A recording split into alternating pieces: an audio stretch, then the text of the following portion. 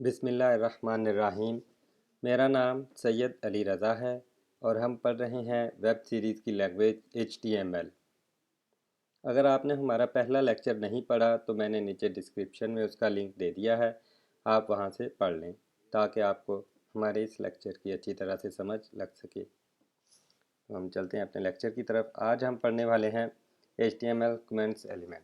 Comment element HTML में कुछ text या कोड को लिखने के लिए इस्तेमाल किए जाते हैं, जो कि आपके लिखे हुए कोड को एक्सप्लेन करता है, जो बताता है कि ये कोड किस लिए आपने लिखा। और ये कमेंट्स यूज़र को शो नहीं होते, ये सिर्फ आपके कोड में शो हो रहे होते हैं, लेकिन आपको डिस्प्ले में यूज़र कोड शो नहीं होंगे, आपके ब्राउज़र में शो नहीं होंगे। तो कमेंट्स लिखने का नॉर्मल जो तरीका है वो कुछ इस तरह से है, जिसमें आपने less than, exclamation mark, hyphen hyphen, और इसके अंदर आप अपना कोड लिखते हैं जो भी आपने लिखना है, और इसी तरह हाइफन हाइफन ग्रेटर देन।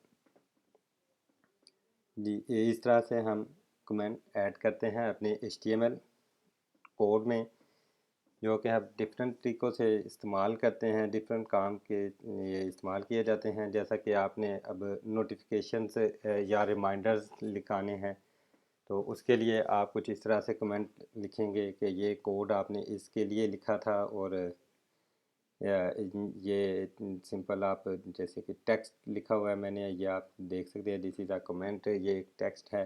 ये इसी तरह इसको हम अपने कंटेंट को हाइड करने के लिए भी इस्तेमाल करते हैं। जैसा कि यहाँ पे आप देख सकते हैं, मैंने 3 पैराग्राफ के टैग लगाए हुए हैं, इसमें से एक के अंदर एक पैराग्राफ को हाइड किया हुआ है, यानी कि ये हमारे पास कोड रहेगा लेकिन ये डिस्प्ले में शो नहीं होगा, ये यूज़र को शो नहीं होगा, जिसको अभी हम एग्जांपल करके देखेंगे भी। और इसी तरह ये जो कि एक लाइन में था, हम कमेंट्स जो हैं वो मल्टीपल लाइन को भी दे सकते हैं। उसमें आपने कमेंट में जैसे देखें, मैंने एक पैराग्राफ और एक इमेज का टैग है, ये 2 टैग के ऊपर कमेंट ऐड किया हुआ है। तो ये कमेंट मल्टी लाइन भी हो सकते हैं, सिंगल लाइन भी हो सकते हैं, और ये इन लाइन भी हो सकते हैं, जैसा कि आपको यहाँ पे नज़र आ रहा होगा मेरा पैराग्राफ में। यहाँ पे मैंने टेक्स्ट में इनलाइन कमेंट ऐड किया हुआ है। इससे यह हमारा जो कोड है ग्रेट टेक्स्ट, ये डिस्प्ले यूज़र को नहीं होगा, लेकिन हमें एडिटर में ये शो हो रहा होगा। तो चले आए हम इसको प्रैक्टिकली करके देखते हैं, बेसिकली कमेंट कैसे इस्तेमाल किए जाते हैं। तो इसके लिए हमने ऑलरेडी एक फ़ोल्डर बना रखा है HTML का, उसी को हमने अपने एडिटर में ओपन कर लिया है। यहाँ पे हम एक फ़ाइल बनाते हैं, index.html। इसको हम थोड़ा जूम कर लेते हैं। यहाँ पे हम लिखेंगे अपना सैम्पल कोड।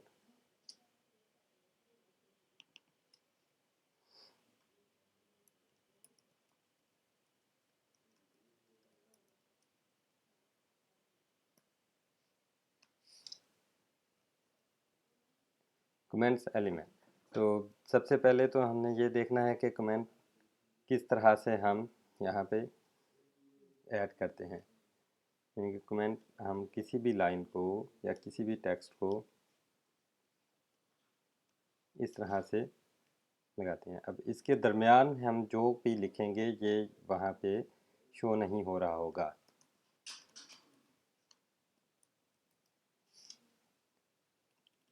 अब इसी तरह हम यहाँ पे एक हेडिंग का टैग लगा लेते हैं।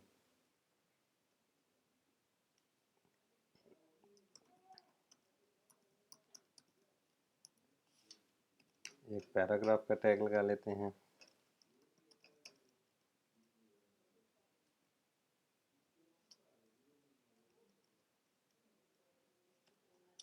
ठीक है जी, इस तरह हम एक इमेज का एलिमेंट लगा लेते हैं।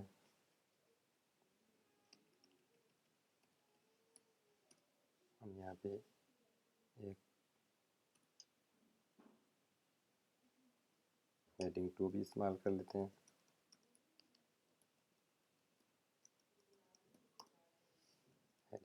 अब हमने देखें ये सारे एलिमेंट टैग यूज़ किए हैं यहाँ पे, और यहाँ पे ये हमने लिखा है दिस इज़ कमेंट। यहाँ पे हम लिख लेते हैं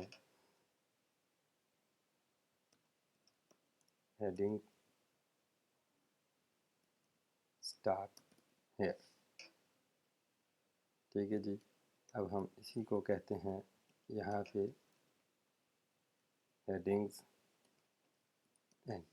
अब ये मैंने क्या किया है, हेडिंग स्टार्ट हेयर, यानी कि यहाँ से मेरी हेडिंग्स स्टार्ट हो रही हैं और हेडिंग्स एंड हेयर, और यहाँ पे मेरी हेडिंग्स ख़त्म हो रही हैं। ये यानी कि H1 का टैग और H2 का टैग यहाँ पे ख़त्म हो गया। ये हमने पिछले लेक्चर में आपको बताया था, अगर आपने नहीं पढ़ा तो वहाँ से आप पढ़ सकते हैं हमारी हेडिंग्स के टैग सारे। तो अब हम देखते हैं कि ब्राउज़र में ये कैसा शो हो रहा है।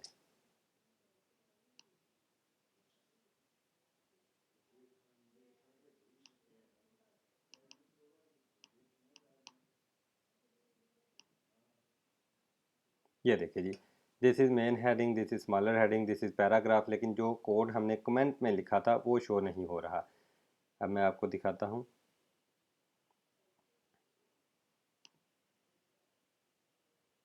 अगर मैं इसके ऊपर से ये कमेंट हटा दूँ,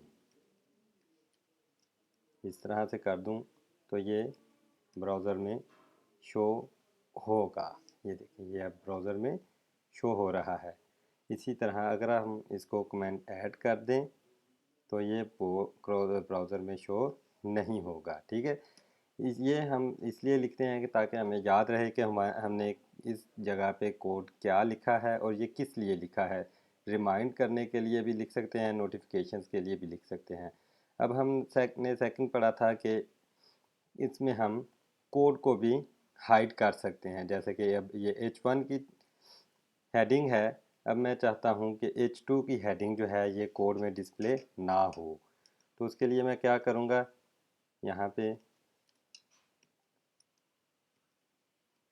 कमेंट ऐड करने का एक ही तरीका है। यहाँ पे मैंने ये रिफ्रेश किया तो वहाँ से H2 की हेडिंग ख़त्म हो गई। अब इसी तरह से हम इसको मल्टी लाइन ऑब्जेक्ट को भी एक ही कमेंट में ऐड कर सकते हैं। जैसे कि अब मैं चाहता हूँ कि ये 3 लाइंस कमेंट में ऐड हो जाएं, एक ही कमेंट में ऐड हो जाएं, तो उसके लिए मुझे क्या करना होगा, यहाँ से सबको पहले अनकमेंट करना होगा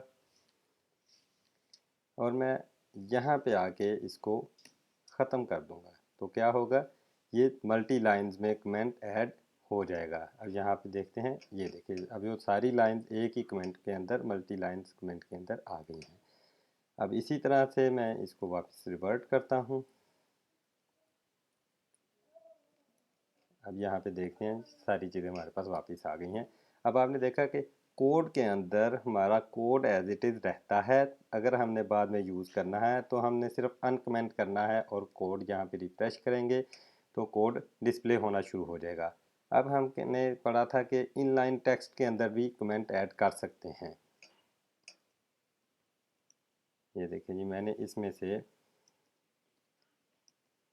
मैं इस मेन ये टेक्स्ट को हाइड कर दिया है, कमेंट कर दिया है। अब यहाँ पे इसको हम देखते हैं रिफ्रेश करके, ये देखें जी हमारा दिस आगे वो इनलाइन हाइडिंग दिस हेडिंग, ठीक है, इनलाइन इज मेन हाइड हो चुका है। ठीक है जी, ये तो था जी हमारा कमेंट का सेक्शन जो कि हमने आज पढ़ा है। तो इसी तरह आप हमारे YouTube चैनल को सब्सक्राइब करें, लाइक करें, ताकि हम हमारे आने वाली वीडियोस को आप देख सकें। आज का लेक्चर ख़त्म होता है जी। अल्लाह।